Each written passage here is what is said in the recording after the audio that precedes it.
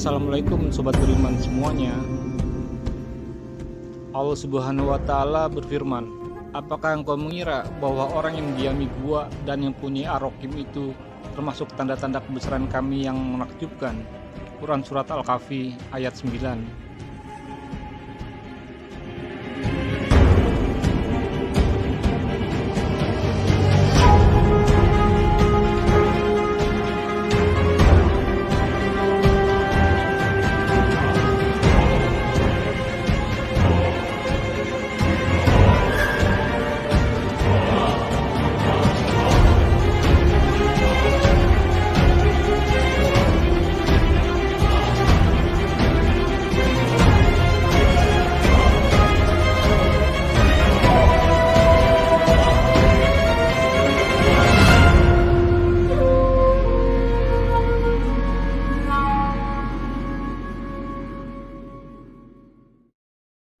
Allah Subhanahu wa Ta'ala berfirman, mereka itu kaum kami yang telah menjadikan Tuhan-Tuhan untuk disembah selain Dia.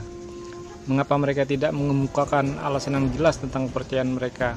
Quran Surat Al-Kahfi ayat 15. Mungkin maksud dari kata mereka yang menjadikan Tuhan-Tuhan selain Allah untuk disembah pada ayat ini mengacu pada kaum penjajah yang datang ke negeri ini di abad ke-15 dengan bawa misi 3G-nya, yakni God, Glory, dan Gospel.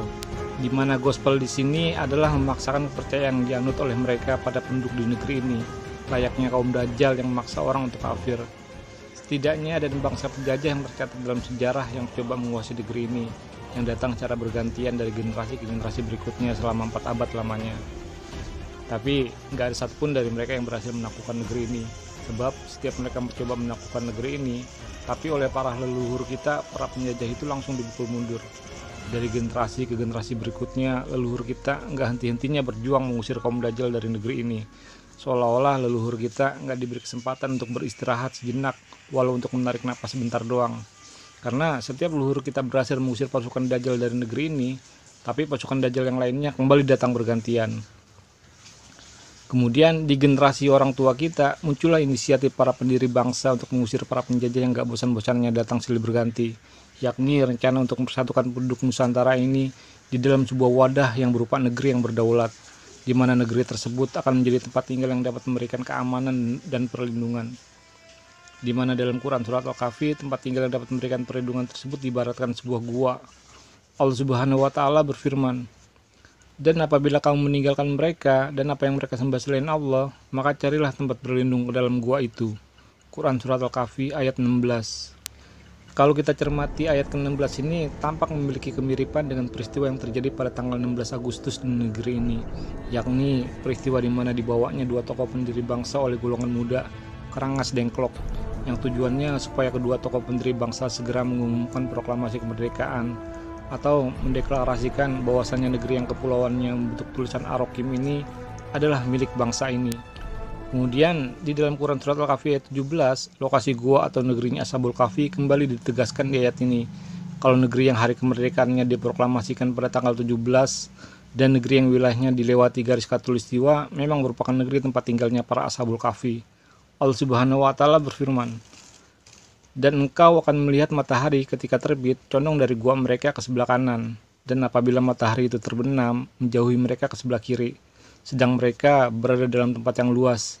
Quran Surat Al-Kahfi ayat 17. Untuk memahami makna ayat ini tentunya kita harus tahu dulu mana sebelah kanan dan mana sebelah kiri bumi. Patokannya tentu saja garis khatulistiwa yang merupakan garis edarnya matahari. Jadi kalau para Ashabul Kahfi tidurnya dengan kepala menghadap ke arah kiblat, mengingat kalau tidur dengan kaki menghadap ke arah kiblat hukumnya adalah makruh, maka cahaya matahari terbit yang jatuh ke sebelah kanannya kira-kira jatuhnya tepat di wilayah bumi bagian selatan, tapi yang gak jauh dari garis khatulistiwa. Dan ketika matahari terbenam condong ke sebelah kiri, tentunya wilayah bumi bagian utara, tapi yang gak jauh dari garis khatulistiwa. Kemudian di ayat tersebut dijelaskan kalau mereka berada di tempat yang luas. Kalau kita lihat peta dunia, umat Islam yang berada di garis khatulistiwa yang wilayahnya paling luas hanyalah Indonesia, dengan luas wilayah sekitar 1.910.931 km persegi. Kemudian di ayat berikutnya diterangkan orang-orang kafir atau orang-orang musyrik mengira kalau umat Islam di negeri ini sedang nggak tidur. Padahal sebenarnya umat Islam di negeri ini sedang tidur. Di mana tidur di sini tentunya hanyalah kata kiasan dalam menggambarkan keadaan orang yang sedang diistirahatkan Allah setelah 4 abad lamanya berjuang menghadapi para penjajah yang terus datang silih berganti tanpa henti.